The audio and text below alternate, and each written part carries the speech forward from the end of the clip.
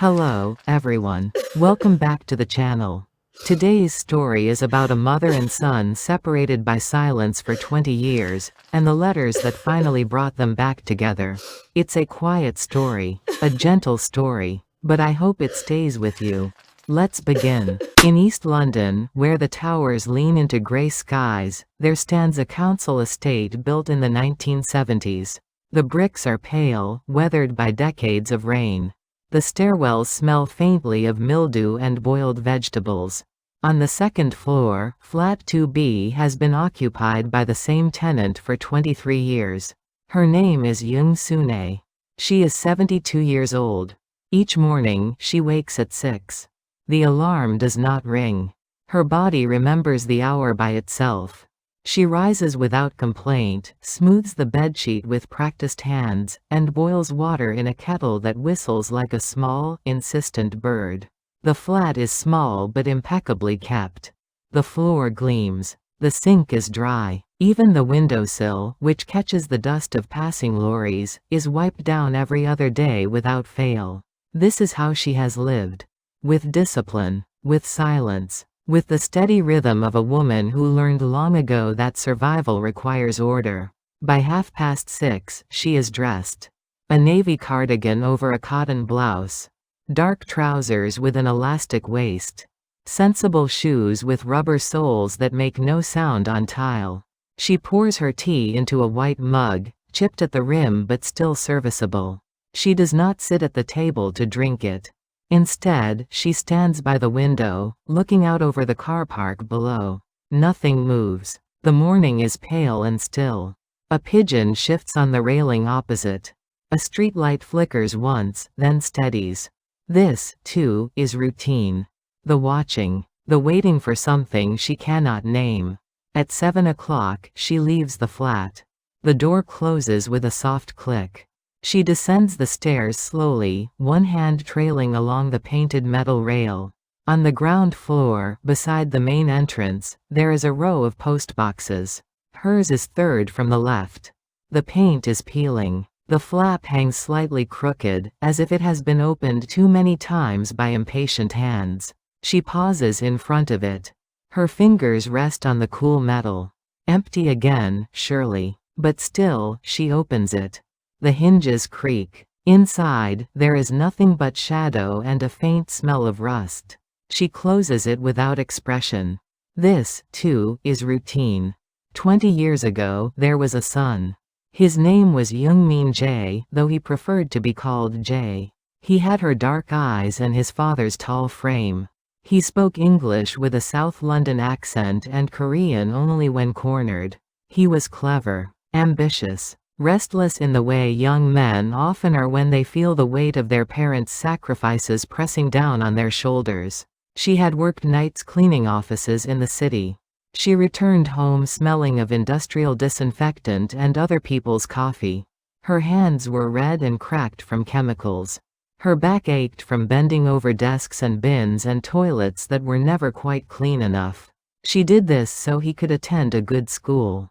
So he could sit in bright classrooms and not worry about rent or food or the electric meter running out. He understood this, in theory. But understanding and gratitude are not the same. When he was 16, he stopped walking home with her from the bus stop. When he was 17, he asked her not to attend parents' evening. "Mum, don't come. You'll just embarrass me." She did not argue. She never argued. She simply nodded and stayed home, folding laundry in the small kitchen while other parents gathered in the school hall. By the time he was 19, he had moved out. A shared flat in Hackney with university friends. He called once a month, his voice polite but distant, as if he were speaking to a landlady rather than his mother. And then, one afternoon in late autumn, he came to visit. He stood in the doorway of the flat, taller than she remembered, wearing a coat she had never seen before. They sat at the kitchen table. She made tea. He did not drink it. "I got a job. Good one. Graduate scheme in finance." "That's wonderful, son. I'll be moving. Canary Wharf. Proper flat. My own place." She nodded. She did not ask if he would visit. She already knew the answer. There was a silence. Long, heavy, the kind that stretches between people who no longer know how to speak to one another. "Mum, I need you to understand something." "Yes? I'm not going to keep pretending. I don't want people at work knowing you're a cleaner. I don't want them asking about this." He gestured vaguely at the kitchen. The chipped mug, the laminate counter, the fluorescent light that buzzed faintly overhead. "I'm trying to build a life, Mum.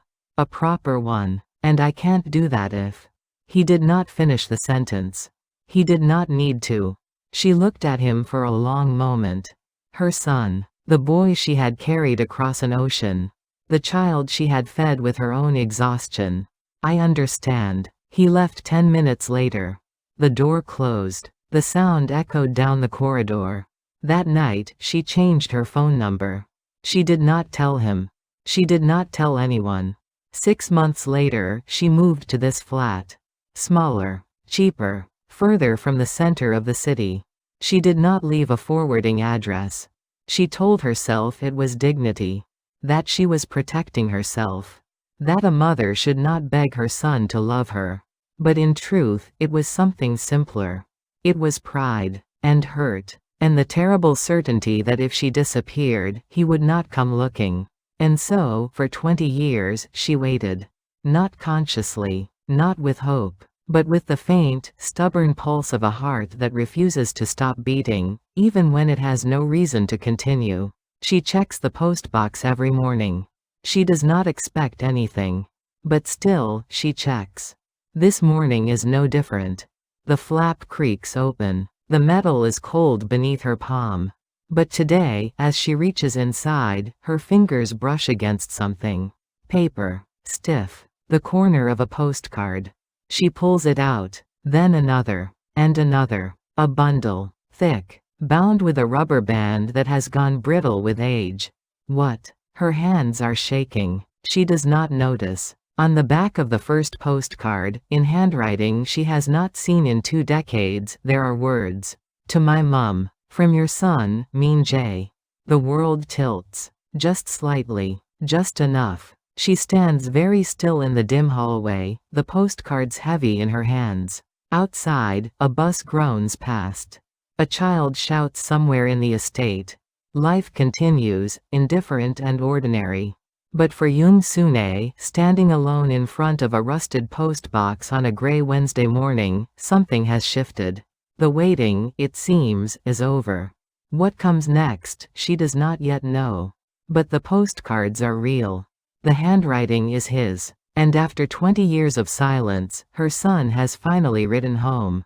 The kitchen table is small and square, covered with a vinyl cloth patterned with faded flowers. Yoon Sune sits perfectly still, her hands folded in her lap.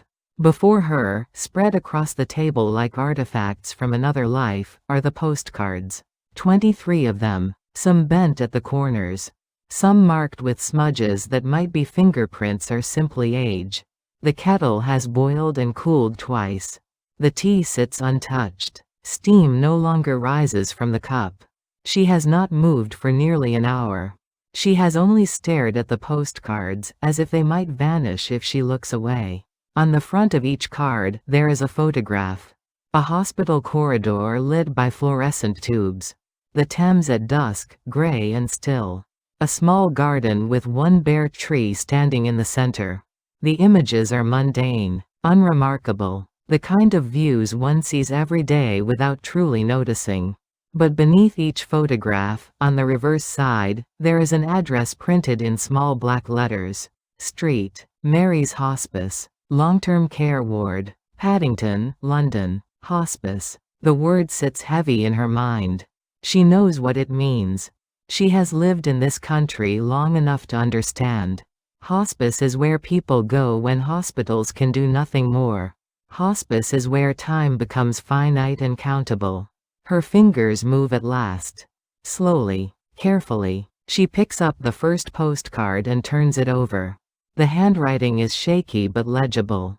English words mixed with occasional Korean characters, as if the writer could not decide which language felt more honest. "Dear Mum, I don't know if this will reach you. I don't even know if this is still your address. But I looked it up, your old flat, the one near the big Tesco. I'm hoping the postman still delivers there. I'm hoping you still open the box." She closes her eyes briefly. The old flat. She left it 18 years ago. But the postcards are here. Which means someone forwarded them. Or perhaps they sat in that rusted box for years, waiting. Accumulating. Until finally, by some clerical accident or act of mercy, they found their way to her. She continues reading. "I'm writing from a hospital. Well, not exactly a hospital. A hospice. I suppose there's a difference, though it feels the same from where I'm lying. The nurses are kind. The room is clean. There's a window that faces a courtyard with one tree. I watch it every day." Her throat tightens. She does not cry. She has not cried in many years. "I have cancer, Mum. Late stage. They told me 6 months ago, but I didn't believe them. I thought if I worked harder, ate better, stayed positive, it would go away. But it didn't. It got worse. Now I'm here." The words blur slightly. She blinks. The text refocuses. "I know I don't have the right to write to you. I know what I said. I remember the last time I saw you, sitting in that kitchen, drinking tea I didn't touch. I told you I didn't want people knowing about you. About your job. About where I came from." She remembers too. The look on his face. The way he could not meet her eyes. "I was ashamed, Mum. Not of you. I see that now. I was ashamed of myself.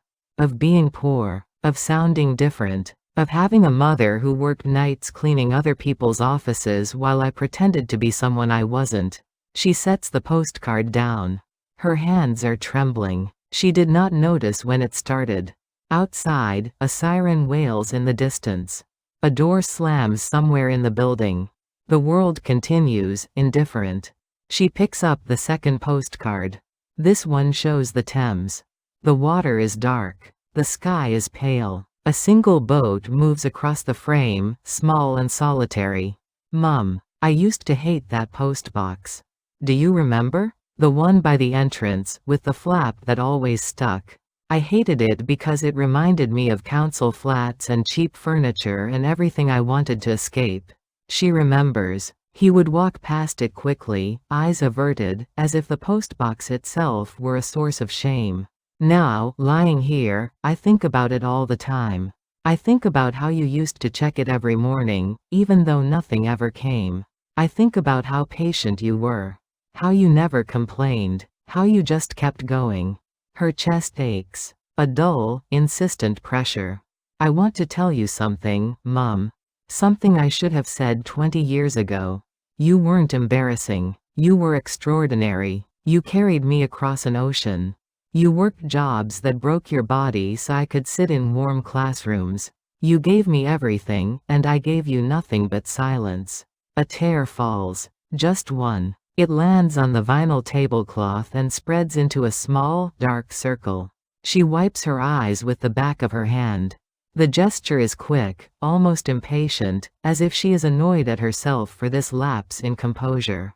She continues. The third postcard. The fourth. Each one a fragment. Each one a confession. "The doctor asked me today if there was anyone he should call. Family. Friends. I said no. Because I don't know where you are, Mum. I don't know your number. I don't know if you'd even want to hear from me." She closes her eyes. The guilt is immediate and sharp. "I changed it. I moved. I didn't leave a trace." She had told herself it was dignity. Self-preservation. But now, reading these words, she understands what it truly was. Cowardice. Just like his. "So I'm writing to the only address I remember. The flat near the big Tesco. The one with the postbox that always stuck. I'm sending these cards because I don't know what else to do. Because even if you never read them, at least I'll have said what I needed to say." The next postcard shows the hospital corridor. Long. Fluorescent. Empty. The pain is manageable most days. "They give me morphine when it gets bad. It makes me sleepy. Sometimes I dream about you. About the flat. About the smell of rice cooking in the morning and the sound of the kettle whistling. She remembers that kettle. She still has it. I dream about the way you used to wake me up for school. Gentle, patient, even when I was rude. Even when I pretended not to hear you. You never shouted. You never gave up. Her hands are shaking again. She sets the postcard down and presses her palms flat against the table. She breathes. In, out, slowly, deliberately. Then she picks up the next card. And the next. And the next. The afternoon passes. The light through the kitchen window shifts from pale gray to amber to violet. She does not notice. By the time she reaches the final postcard in the bundle, her tea has gone cold and the room has grown dim. This last card shows the garden. The single tree. Bare branches against a white sky. Mum, if you're reading this, it means the postcards found you. It means you opened the box. It means, maybe, you haven't forgotten me entirely. Her breath catches. I don't expect you to forgive me. I don't expect anything. But I wanted you to know, I never stopped thinking about you. Even when I pretended not to. Even when I built a life that had no room for you in it. You were always there. In the back of my mind. In the smell of disinfectant. In every postbox I passed on every street corner. You were always there, Mum. I just didn't know how to come back. The postcard ends there. No signature. No address for reply. She sits in the growing darkness, the postcards scattered before her like pieces of a life she thought she had lost. Hospice. Long-term care. The words echo in her mind. He is still there. Or he was when he wrote these. She does not know how long ago they were sent. The postmarks are smudged and illegible. But the address is clear. Street. Mary's. Paddington. She could go. She could take the bus. She could walk through those sterile corridors and find him. Or she could stay here. In this small, clean flat. Where nothing hurts because nothing changes. 20 years. The words hang in the air. 20 years of silence. And now, this. She gathers the postcards carefully. One by one. She stacks them neatly and sets them in the center of the table. Tomorrow, she will decide. Tomorrow, she will choose whether to open the door she closed 2 decades ago. But tonight, in the quiet of her kitchen, she allows herself something she has not permitted in years. She allows herself to hope. The number 46 bus arrives 11 minutes late. Yoon Sune stands at the stop on Cambridge Heath Road, her handbag held carefully in both hands. The bag is old but well maintained, the leather darkened by years of use. Inside, she carries nothing but her purse, a tissue packet, and the first postcard. The one with his handwriting. The one that says Street. Mary's hospice. She has been awake since 4 in the morning. She dressed in her best clothes, a navy skirt, a cream blouse, a cardigan without any pulls or pilling. She combed her hair and pinned it back with a clip that belonged to her mother. She does not know why she has done this. He will not see her clothes. He may not see her at all. But still, one prepares. The bus is crowded. She stands near the back, holding the rail with one hand. The other remains pressed against her handbag, as if the postcard inside might somehow escape. Through the window, London passes. Brick terraces. Betting shops. A halal butcher. A Polish grocery. A church converted into luxury flats. She has lived here for 43 years. She knows these streets. But today, they feel unfamiliar. Distant. As if she is seeing them through glass. At King's Cross, she changes to the Underground. The Northern Line. Then the Bakerloo. The train is hot and smells of damp clothing and someone's fried chicken. She does not sit. She stands near the door, watching the stations pass. Embankment. Charing Cross. Piccadilly Circus. At Paddington, she emerges into daylight. The station is vast and echoing. Pigeons scatter across the concourse. A man shouts into his mobile phone. A child screams for ice cream. She walks slowly. Her knees ache. The streets here are wider than in East London. The buildings taller. Everything feels expensive and impersonal. She stops twice to check the address on the postcard. She asks a woman pushing a pram for directions. The woman points vaguely westward and hurries on. After 20 minutes, she finds it. A pale brick building set back from the road. A small sign beside the entrance reads Street. Mary's Hospice. Visitors welcome. She stands on the pavement opposite. She does not cross immediately. Her hands are trembling. She clasps them together. The trembling continues. What face am I meant to have? She does not know. She has not seen her son in 20 years. She does not know if he will recognize her. She does not know if he will want to. But she has come this far. The buses, the trains, the long walk through unfamiliar streets. She crosses the road. The entrance is automatic. Glass doors that slide open with a soft hiss. Inside, the air is warm and smells faintly of antiseptic and lilies. The reception area is small. Pale walls. Chairs upholstered in gray fabric. A water cooler in the corner. A rack of leaflets about bereavement and pain management. Behind the desk, a young woman in a navy uniform looks up. She has dark hair tied in a neat bun. Her smile is professional and kind.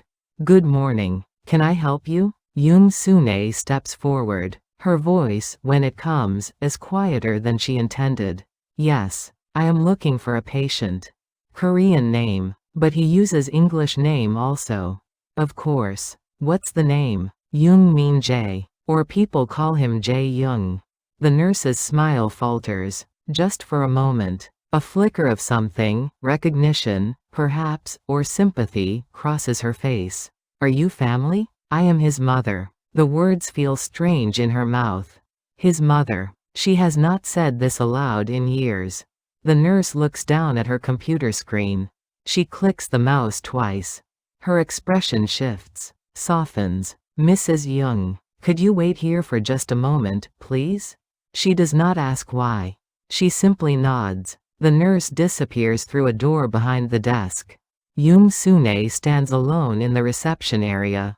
The water cooler hums. Somewhere, a phone rings and is answered. She waits. 1 minute. 2. Her heart is beating too fast. She presses her hand against her chest, as if this might calm it. The door opens. A different woman emerges. Older. Gray hair. A stethoscope around her neck.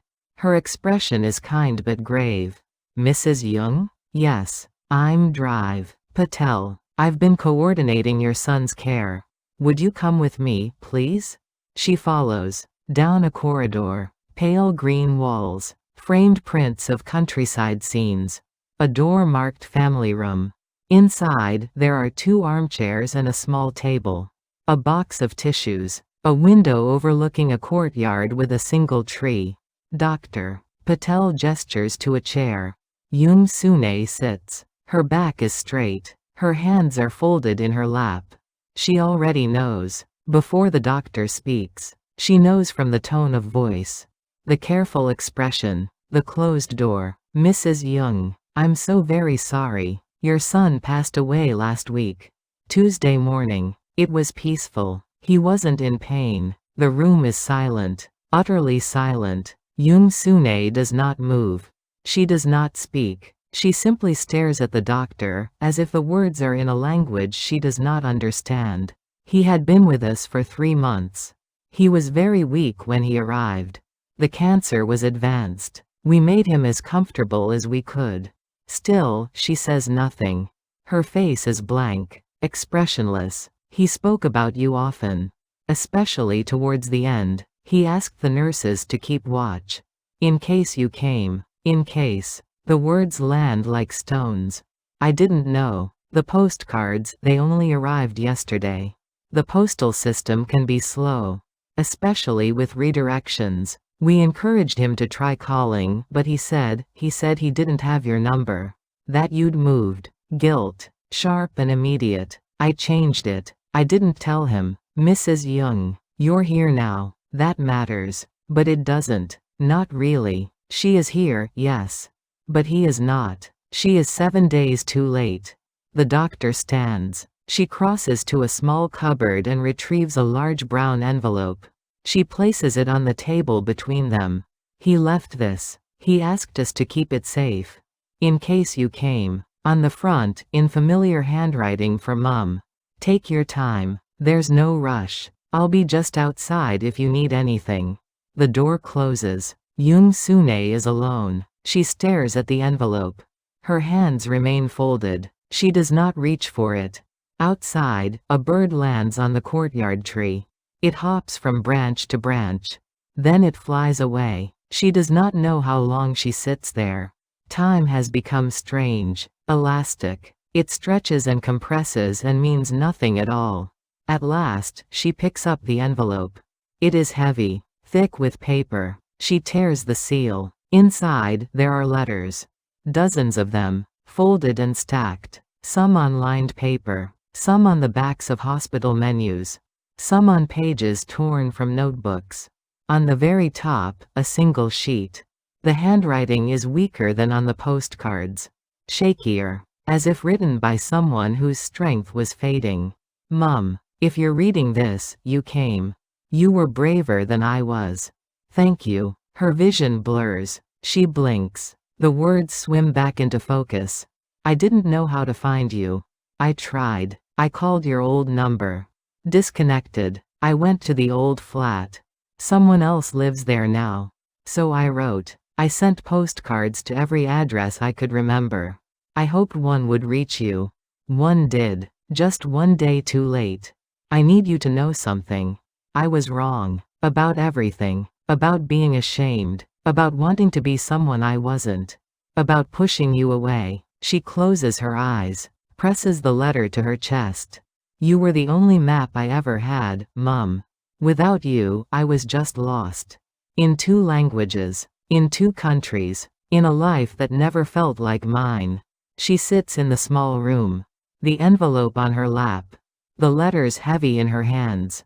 Outside, traffic passes. Life continues. The world does not stop for one old woman and her dead son. But something shifts. Small. Fragile. Like a door opening just a crack. He wrote to her. He thought of her. At the end, when nothing else mattered, he reached back across 20 years of silence. And she is here. Too late to hold his hand. Too late to tell him she forgives him. Too late for almost everything. But not too late to read his words. Not too late to understand. Not too late to carry him with her, in paper and ink, for whatever years remain. All right, then. She gathers the letters carefully. She slides them back into the envelope. She holds it close. Then she stands. Her knees protest. She ignores them. She opens the door. Dr. Patel is waiting in the corridor. Are you all right, Mrs. Young? Yes. Thank you. For looking after him. He was very easy to care for. Very polite. Very grateful. Of course he was. She raised him that way. Can I see where he was? His room? The doctor hesitates. Then nods. Of course. Follow me. They walk down another corridor. Past other rooms. Some doors open. Some closed. Voices murmur. A television plays quietly somewhere. They stop at a door near the end. The room is small. A single bed. A chair. A window overlooking the courtyard. The bed is empty now. Stripped. Waiting for the next patient. But she can imagine him there. Lying beneath clean sheets. Watching the tree through the window. Thank you. She stands in the doorway. She does not enter. She simply looks. This is where he spent his last days. This is where he thought of her. This is where he wrote. It is enough. Or it will have to be. She turns. Dr. Patel walks her back to reception. At the entrance, they pause. Mrs. Young, we're always looking for volunteers. People to help with small things. Making beds. Tidying rooms. Just being present. If you'd ever like to. Yoon Sune looks at her. This doctor who cared for a son she did not know. Who kept his letters safe. Who treated him with dignity. I will think about it. That's all I ask. Outside, the afternoon is gray and cold. Rush hour has begun. Buses groan past. People hurry with heads down. Young Sune stands on the pavement, the envelope clutched against her chest. She has lost him. Again. Finally. But she has found him too. In letters. In words. In the careful, failing handwriting of a man who spent his last days thinking of his mother. It is not what she hoped for. But it is something. She walks toward the station. One step. Then another. Behind her, street. Mary's hospice stands quiet in the fading light. And in her hands, 99 letters wait to be read. She does not open the envelope that first night. It sits on the kitchen table, still sealed, while she makes tea she does not drink and stands by the window watching nothing at all. At 11:30, she goes to bed. She lies in the darkness with her eyes open. Sleep does not come. At 4 in the morning, she rises. She washes her face. She sits at the table. The envelope is where she left it. Heavy. Patient. She opens it. Inside, the letters are arranged chronologically. The earliest dated 3 months ago. The most recent, 1 week before his death. She takes the first letter. Unfolds it carefully. The paper is thin. Hospital stationery. Dear Mum. Today is my first day here. The room is small but clean. There's a window. I can see a tree. It helps. She reads slowly. Each word considered. Each sentence held. The nurse asked if I had family to notify. I said no. Because I don't know where you are. Because I destroyed that bridge 20 years ago and never learned how to rebuild it. She sets the letter down. Picks up the next. I've been thinking about the last time we spoke. In the kitchen. The tea you made that I didn't drink. I was so cruel, Mum. I told you I was ashamed. I remember your face. You just nodded. You didn't argue. You never did. She remembers too. That nod. That silence. The weight of it. I thought silence was strength. I thought not crying meant not caring. But now I see, you cared too much. Enough to let me go. Enough to not fight back when I blamed you for everything I hated about myself. Her throat tightens. She continues. The letters unfold like a map. 3 months condensed into paper and ink. Each one shorter than the last, as if his strength were measured in words. The morphine makes me sleepy. But when I'm awake, I think about you constantly. The way you used to check the postbox every morning. The way you folded my school uniform each night. The way you never complained, even when I gave you every reason to. She pauses. Makes tea. Returns to the table. Outside, dawn arrives. Gray and gradual. The streetlights flicker off one by one. A volunteer came today. An elderly man. He reminded me of the Korean men you used to talk to at church. Polite. Formal. He wiped my table without being asked. It made me cry. I don't know why. She closes her eyes briefly. Opens them. Reads on. I remember being 14. You packed kimchi in my lunch. The other boys laughed. I came home and shouted at you. I said, why can't you just be normal? Why can't you pack sandwiches like everyone else? You didn't say anything. The next day, you packed sandwiches. White bread. Processed cheese. I ate it and felt empty. She had forgotten this. Or perhaps she had chosen to forget. You were trying so hard to belong. The letters continue. Week 5. Week 6. His handwriting grows weaker. The sentences shorter. Dr. Patel says I should write to you. Even if I don't send it. Even if you never read it. She says it might help. I told her I already am. I'm writing to a postbox in East London. To a flat you might not live in anymore. To a mother who might not want to hear from me.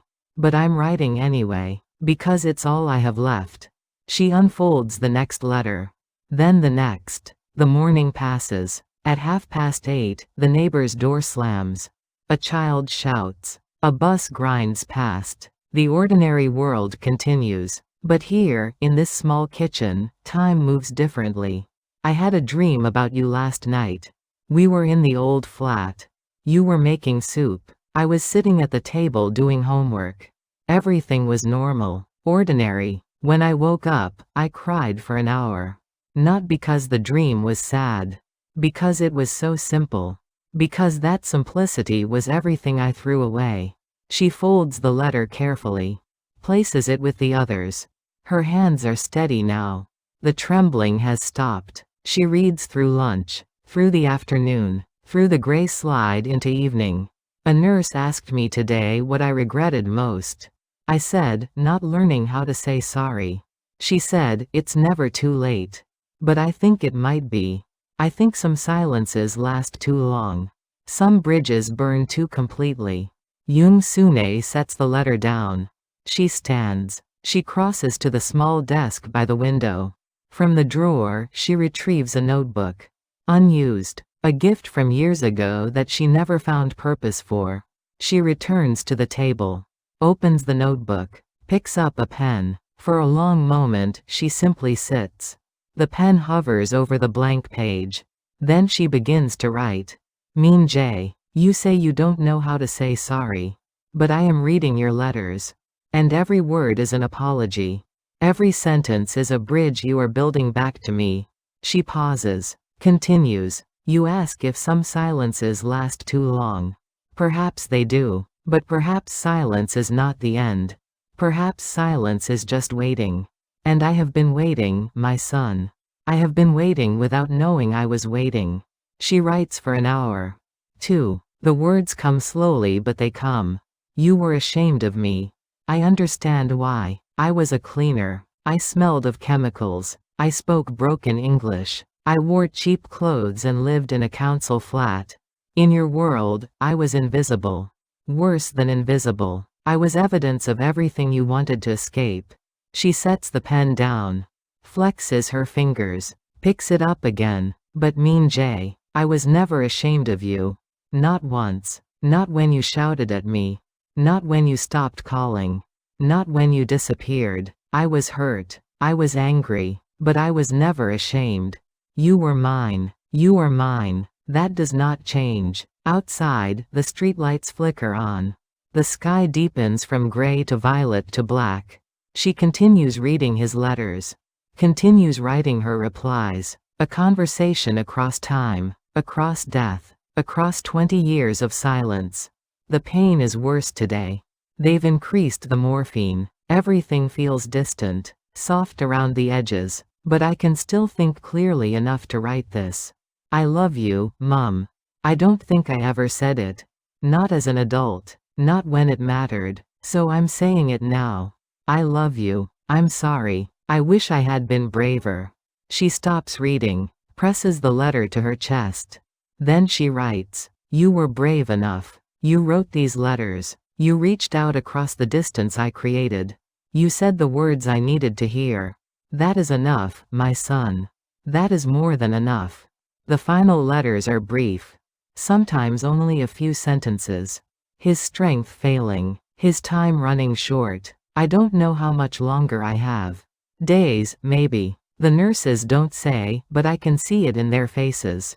I'm not afraid. I'm just sad. Sad that I wasted so much time. Sad that I won't get to see you again. Sad that my last memory of you is that kitchen. That tea. That terrible silence. Yoon Sune closes the final letter. Places it with the others. 99 letters. 99 days of thinking about her. 99 attempts to reach across the void. She opens her notebook. Writes the final reply. Min Jae, you say your last memory of me is that silence. But my last memory of you will not be the kitchen. It will be these letters. These words. This courage. You came back to me, my son. In the only way you could. And I am here. I am reading. I am listening. I am answering. She closes the notebook. Sets it beside the stack of his letters. The kitchen is dark now. She has not turned on the lights. She sits in the gentle glow from the street lamp outside. For the first time in 20 years, she does not feel alone. He is here. In the paper. In the ink. In every carefully chosen word. And she is here. In her replies. In her forgiveness. In her refusal to let his silence be the final word. The next morning, she wakes early. She makes tea. She drinks it this time. Then she retrieves the business card drive Patel gave her, the one with the hospice phone number. She picks up the phone. Dials. Waits. A voice answers. Professional. Kind. Street. Mary's Hospice. How may I help you? Yes. Hello. My name is Young Sune. I was there last week. Dr. Patel, she mentioned volunteers? Oh yes, of course. We're always grateful for volunteers. Would you like to arrange an interview? Yes. Please. Wonderful. Let me just check the diary. Would Thursday afternoon work for you? Yes. Thursday is good. She writes down the time. Thanks the receptionist. Hangs up. The flat is silent, but it is not empty. On the table, 2 stacks of paper sit side by side. His letters. Her replies. A conversation that began too late and continues still. She does not know what Thursday will bring. She does not know if she will be useful. If she will be welcome. If she will be able to do this work without breaking. But she knows one thing with certainty. Her son spent his final months reaching out. Writing. Hoping. Building a bridge he thought had burned beyond repair. The least she can do, the most she can do, is walk across it. Not to find him. He is gone. But to find others. To offer them what she could not offer him. Presence. Care. The knowledge that someone sees them. That they are not invisible.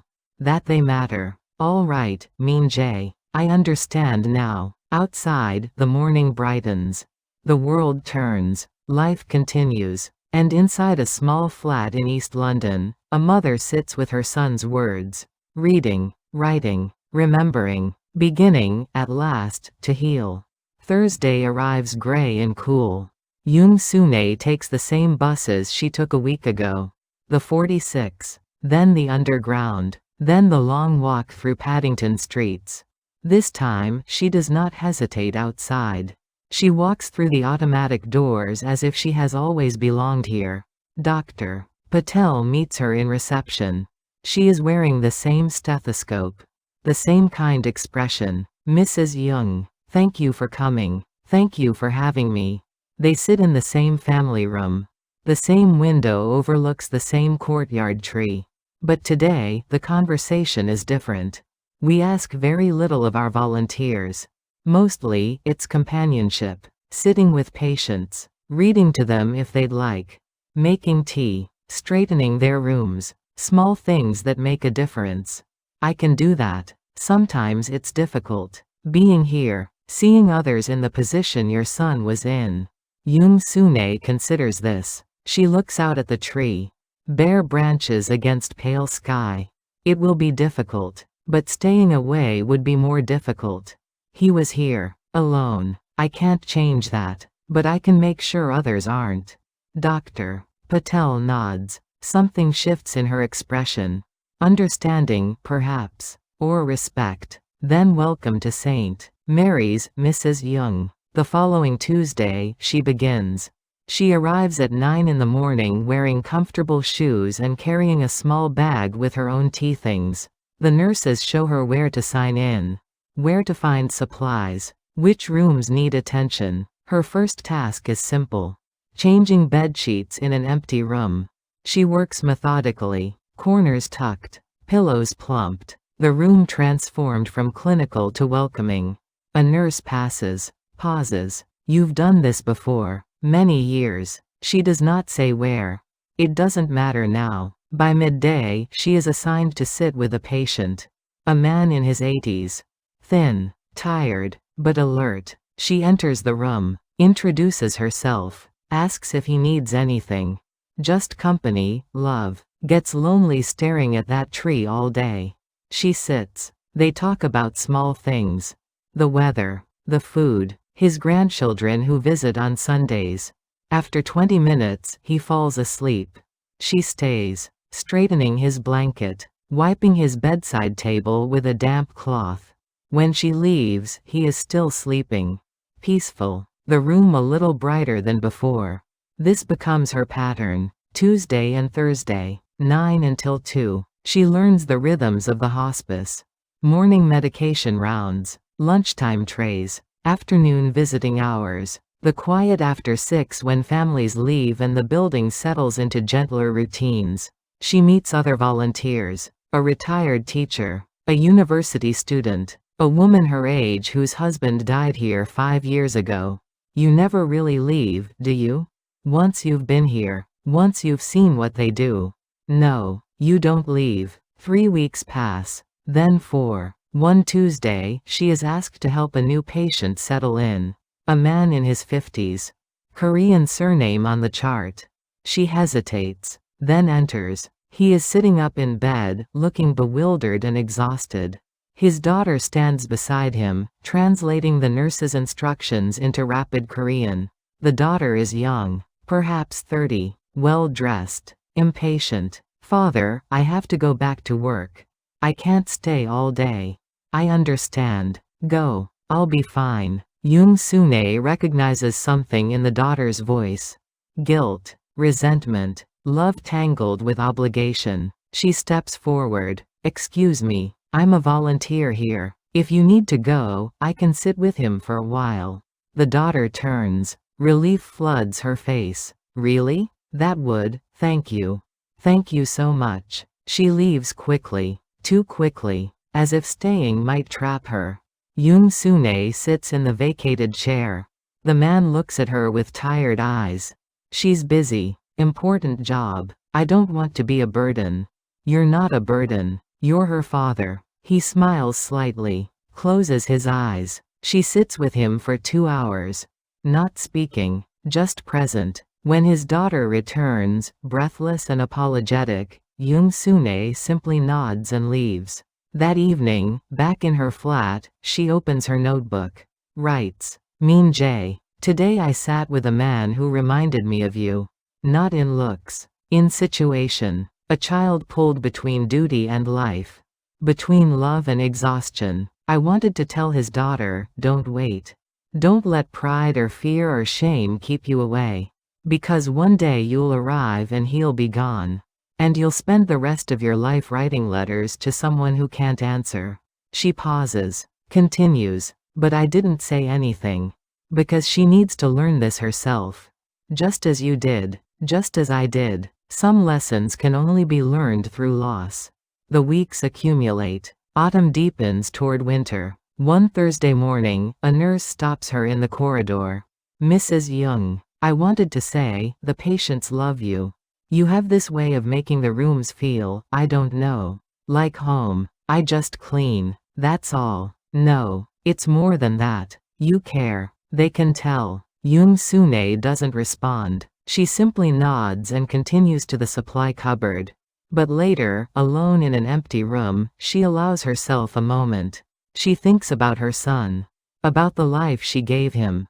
The sacrifices she made. The work she did that embarrassed him. Cleaning. Making spaces livable. Creating home from nothing. He thought it was shameful. She had almost believed him. But here, in this place, it is valuable. Essential. A gift. You were wrong, my son. And I was wrong to believe you. December arrives. The hospice is decorated with modest, tasteful Christmas lights. A small tree in reception. Carols playing softly. On the 20th, Yoon Sune finishes her shift. She signs out. Walks to the bus stop. But instead of boarding the bus, she turns back. Walks to the small garden behind the hospice. The tree stands in the center. Bare now. Skeletal against the gray sky. She has never visited it before. But she knows this tree. She has seen it in photographs. On postcards. In her son's words. She sits on a bench nearby.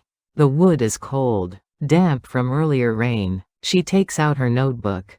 Opens to a blank page.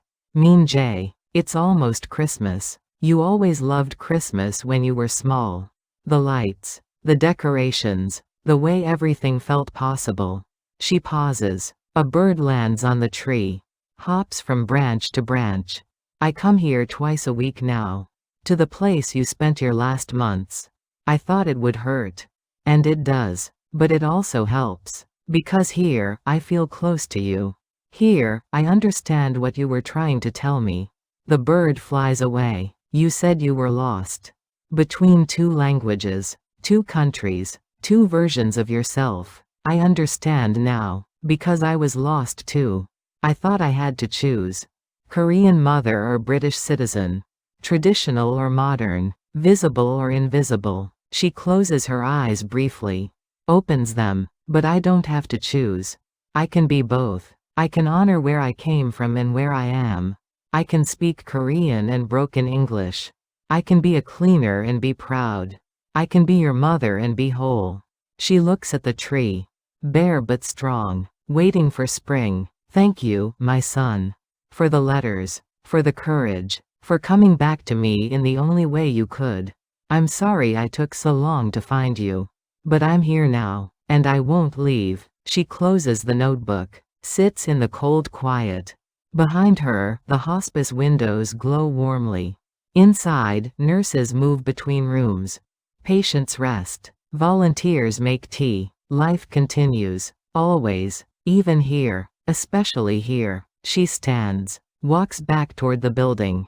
At the entrance, she pauses. Through the glass doors, she can see the reception desk.